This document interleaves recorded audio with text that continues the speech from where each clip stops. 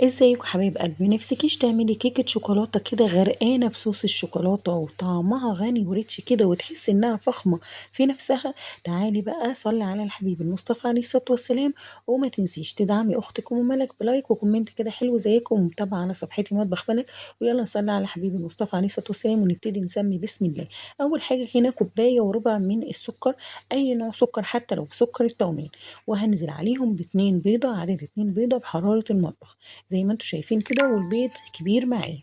وهبتدي احط كيس من الفانيليا، وهبتدي ان انا اضربه بالخلاط او المضرب او الهاند بلندر، بس انا بصراحه الخلاط عندي بايظ فبشتغل دلوقتي بالهاند بلندر، وبيأدي الغرض لحد لما يفتح معايا لون الخليط البيض مع السكر ويدوب خالص السكر. بحط معلقه من الخل كبيره، وبعد كده هنزل بكوبايه من الحليب بحرارة المطبخ اللي هو اللبن يعني. وهبتدي اضرب كويس جدا لحد لما يدوب كله مع بعضه. وهجيب معايا كوباية من الزيت، وهبتدي ان انا انزل حبة حبة كده لحد لما الخليط يتقل معايا ويبقى لونه فاتح وكريمي معايا. هبتدي ان انا اقلبه كويس جدا لحد لما اخلص كده. انا خلصت مرحلة الضرب والخفق ومش محتاجة المضرب في اي حاجة خالص. هبتدي بقى اشيل المضرب وهبتدي ان انا اشتغل بقى اجيب المواد الجافة بتاعتي.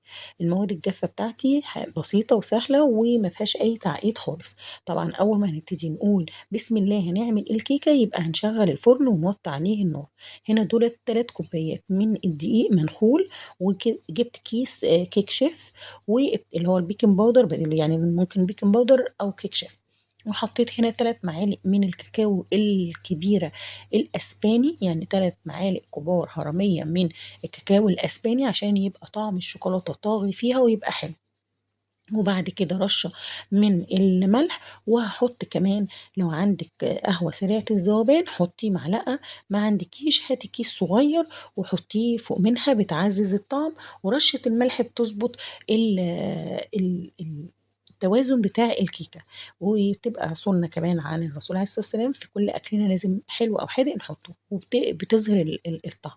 هبتدي أجيب بقى المكونات السايلة أحطها على المكونات السائلة، وهبتدي اقلبهم كويس جدا جدا جدا لحد في اتجاه واحد لحد لما اتاكد ان مفيش اي تكتلات ولا اي دقيق متركز تحت في البوله.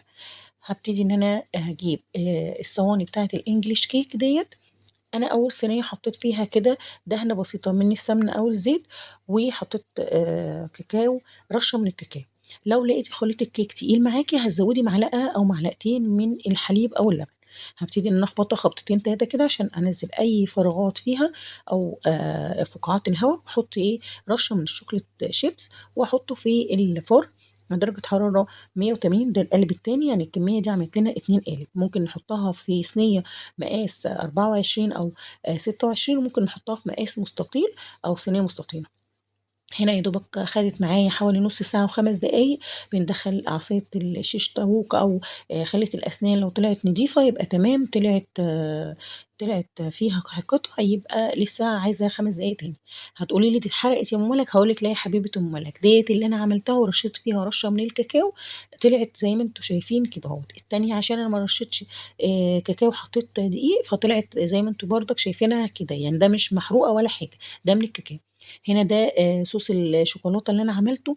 ربع كوبايه من اللبن او الحليب، وحطيت عليها مكعب من الشوكولاته اللي هو 200 جرام، ومعلقه من الزيت، وقلبتهم مع بعض لحد ما كان هو يعني هو دلوقتي سخن.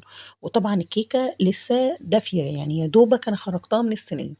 هبتدي انزلها زي ما انتم شايفين. التاني ده انا جبت فيه معلقتين من السوداني المجروش او متكسر، وحطيته على باقي الصوص الشوكولاته حطيته فوق الوش. يعني واحده بصوص الشوكولاته والسوداني، وواحده بصوص الشوكولاته بس.